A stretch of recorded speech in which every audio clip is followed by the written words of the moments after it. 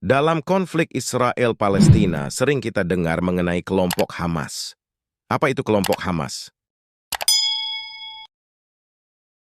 Dalam artikel ini, akan kita ulas secara lengkap apa itu Hamas, mulai dari sejarah pembentukan, para tokoh, hingga kegiatannya. Sejarah Hamas, nama Hamas berasal dari Harakat Al-Muqawamah Al-Islamiyah, yang berarti Gerakan Pertahanan Islam. Hamas memiliki makna semangat. Meski organisasi ini berdiri pada 14 Desember 1987, Hamas sebetulnya sudah ada jauh sebelum munculnya konflik Israel-Palestina. Hamas sebelumnya merupakan bagian dari Ikhwanul Muslimin, IM di Mesir. Anggota IM di Palestina mendirikan cabang IM di Palestina pada 1946. Setelah Israel berdiri, IM Palestina mulai berjuang setelah perang tahun 1967. Setelah Intifaedah pertama pecah, pimpinan IM Palestina mendirikan organisasi yang lebih terarah dan tertib untuk mencapai satu tujuan, yaitu Hamas. Selain Hamas, ada juga kelompok Fatah yang bertujuan sama, namun mengedepankan negosiasi dan perdamaian. Setelah perjanjian damai Organisasi Pembebasan Palestina, Palestine Liberation Organization, yang diwakili oleh Fatah Yasir Arafat, ditolak Israel pada Senad Majen Sabril III, Hamas semakin terlihat dengan perjuangannya melalui angkat senjata. Hamas kemudian tidak sekadar berjuang dengan berperang, tetapi juga melakukan kerja sosial. Hal inilah yang membuat masyarakat Palestina semakin simpati dengan mereka. Kelompok ini kemudian menjadi partai politik dan memenangi pemilu 2006. Tokoh Hamas. Tokoh Hamas ada beberapa orang. Berikut ini 5 tokoh Hamas yang dikutip dari penelitian di ui.si.id. 1. Syekh Ahmad Yasin. Dalam Perang 6 Hari antara Arab dengan Israel tahun 1967, usia Yasin baru 12 tahun. Dia pun terpaksa pindah ke Gaza. Tahun 1982, dia memimpin Mujahidin Palestina sampai di penjara selama 13 tahun. Saat Hamas terbentuk, dia diangkat sebagai pemimpin spiritual di kelompok tersebut. Namun tekanan yang keras dari para pejuang Palestina membuat Israel membebaskan Yasin pada 1 Oktober 1997.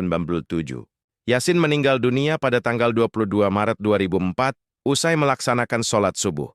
Israel saat itu membombardir Palestina dengan misil helikopter. 2. Abdul Aziz Ar-Rantisi. Abdul Aziz Ar-Rantisi juga termasuk orang yang membidani kelahiran Hamas bersama Syekh Ahmad Yasin. Rantisi pernah belajar ilmu kedokteran di Mesir selama 9 tahun dan mendapatkan sertifikat sebagai dokter. Tahun 1976 dia kembali ke Gaza dan bergabung dengan Ikhwanul Muslimin Palestina. Dia juga sempat ditangkap Israel, namun dia dibebaskan pada tahun 1997. Sebulan setelah kematian Yasin, tentara Israel membunuh Rantisi melalui serangan misil yang diarahkan ke mobilnya pada tanggal 17 April 2004. 3. Ismail Haniyah. Ismail Haniyah lahir di salah satu kamp pengungsian di Gaza, yaitu Ash-Shati. Dia tumbuh dibina oleh Ikhwanul Muslimin. Setelah pembebasan pimpinan Hamas tahun 1997, Haniyah diangkat oleh Syekh Ahmad Yasin sebagai kepala kantor Hamas. Dia terpilih menjadi pemimpin Hamas yang akan mengikuti pemilu legislatif Palestina tahun 2006. Nomor 4. Khaled Mash'al. Khaled Mash'al adalah pejuang Palestina yang pernah diasingkan. Dia adalah pemimpin politik Hamas di Suriah dan pemimpin Hamas sejak pembunuhan Syekh Ahmad Yasin pada tahun 2004. Nomor 5. Nizar Ryan. Nizar Ryan adalah komandan militer senior Hamas. Dia sempat menjadi seorang profesor syariat Islam di Universitas Islam di Gaza. Dia meninggal dunia dalam agresi militer Israel di jalur Gaza. Kegiatan Hamas bisa dibagi menjadi 2, yaitu bidang sosial keagamaan dan bidang politik militer. Berikut ini sejumlah kegiatan Hamas yang dikutip dari buku Hamas, Ikon Perlawanan Islam Terhadap Zionisme Israel 2009 oleh Bawono Kumoro. Bidang sosial keagamaan Hamas bukan kelompok yang hanya berjuang lewat pertempuran, tetapi juga merupakan gerakan Islam yang kegiatannya seperti memakmurkan masjid.